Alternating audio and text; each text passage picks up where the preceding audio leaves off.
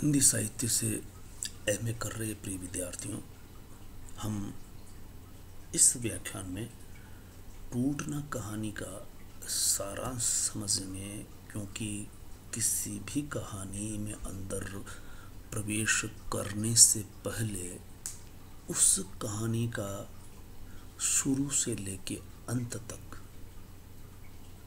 सारांश समझना बेहद ज़रूरी है, जिससे ये पता चल सके कि कहानी के पात्र मुख्य कौन है और उनके बीच में किस विषय को लेकर के ये कहानी बनती है और उठती है और अंत को पहुंचती है। तो चलिए, यह है टूटना कहानी का सारांश।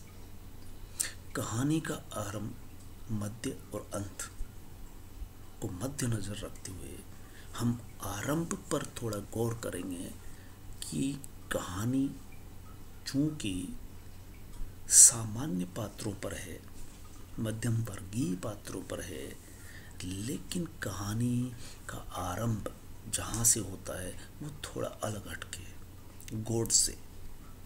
गोडसे से पंक्ति आरंभ होती है। अखबार में खबर प्रकाशित होती है कि गोडसे ने गांधी जी की गोली मारकर हत्या कर दी। इस खबर को पढ़कर के क्षेत्र का दरोगा अताउल्ला खान अपने सिर पर गोली मार करके आत्महत्या कर लेता है, ये कहते हुए कि अब जी करके मैं क्या करूँगा, क्योंकि जिस काम को मुझे करना था वो तो गोडसे ने कर दिया। ये पहला पैरा है और इसी के साथ कहानी दूसरे पैरे से आरंभ होती है। कहानी में अतीत को भुला देना Shri N Kishore Verma, general manager Bijaria industrial group, इसका ऑफिस है। उसकी नेम प्लेट लगी हुई है और उसके सामने उसके ऑफिस में एक खत आता है लीना का। यहाँ से कहानी आरंभ होती है। लीना का खत आते ही वो स्मृति में चला जाता है, ठीक 8 साल पहले, और याद आता है उसके पिताजी दीक्षित उसे अक्सर गंवार कहा करते थे। कुछ शब्द उस लिफाफे के आते ही हैंड राइटिंग समझता है। कुछ बातें उभर के आती है, दीक्षित की याद आती है, और उसी समय एक फोन आता है मिस्टर बर्टन का, जो बोस्टन कंपनी के गवर्निंग डायरेक्टर है। जो ही फोन आता है उसके मुंह से निकल जाता है चस्सी चस्सी। ये चस्सी शब्द आदतन उसके मुंह से उस वक्त निकलता है तो बेहद खुश होता है। कहानी का तारतम्य इससे जुड़ता है कि लीना इसी शब्द से उसे टोका करती थी और ये असभ्यता की निशानी मानती थी। और दीक्षित अपने को खुदा समझता था और उनकी बेटी वहां पली बड़ी थी। और याद दिलाएं कि एन किशोर सेठ रामजी दास बिंजरिया की कंपनी में जनरल मैनेजर है। उस समय रामन रोजर्स नील द्वारा कागज मांगने,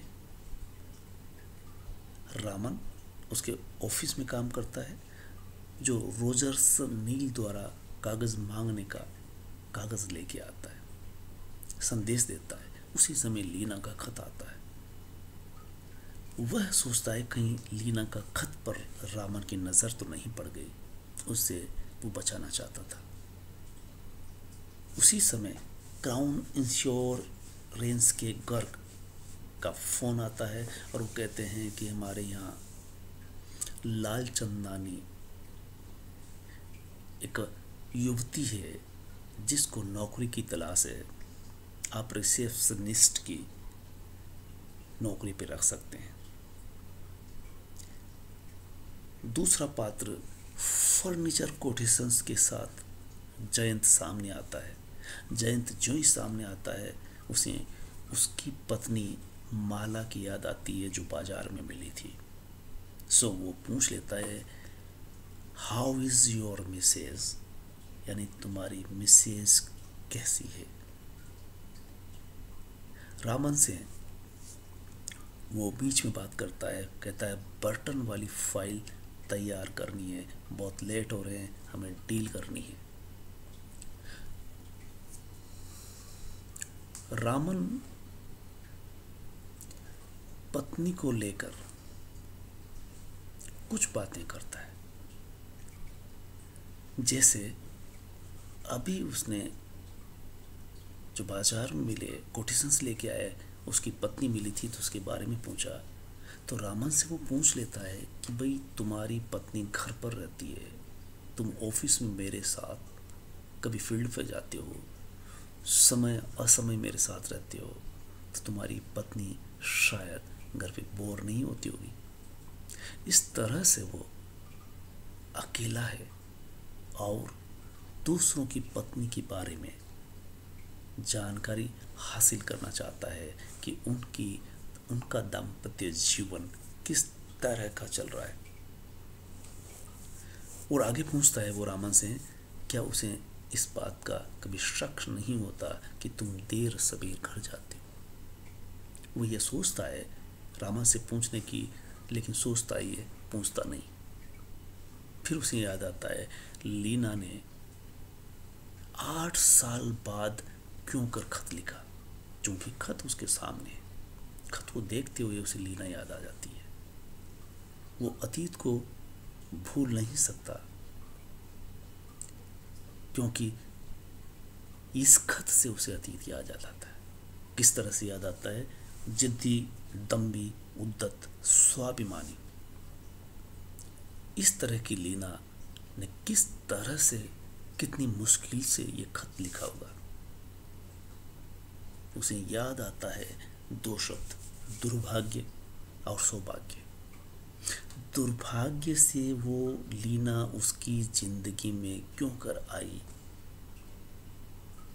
और उसे अपना सौभाग्य भी याद आया कि जब वो लीना से मिला तो मित्र मंडली में ये कहा गया कि तुम कितने सौभाग्यवान हो, जो कितने बड़े व्यक्ति के दामाद बनने जा रहे हो। तो कुछ ने कहा कि तुम मिस्टर हाथी बांध रहे हो, इसको निभाना मुश्किल होगा। तो कुछ कहते कि अगर हाथी है तो उनका बाप 2-4 गन्ने के खेत भी देगा, जिसमें हाथी पल सकता है, पेट पाल सकता है। इस तरह से उससे बात की जाती है। और वो किस तरह से उससे लीना मिली तो पता चला कि घोटू राम का सिर कढ़ाई में है, यानी ये किताबों को, नोट्स को घोंट करके और एक खास नोट्स बनाते थे, और लीना उन नोट्स को लेने के लिए इसके पास मंडराया करती थी, इसे संबंध बनाना चाहती थी। और इस तरह से लीना और किशोर नज़दीक आते हैं। लीना किशोर से प्रभावित होती है और किशोर उसके घर ट्यूशन पढ़ाने आता है। वो कहता है कि लीना की दृढ़ता, साहस किस तरह से बनता है, और किस तरह से दीक्षित का डर उसके मन में बैठ जाता है। वो डर करके दीक्षित के घर में प्रवेश करता था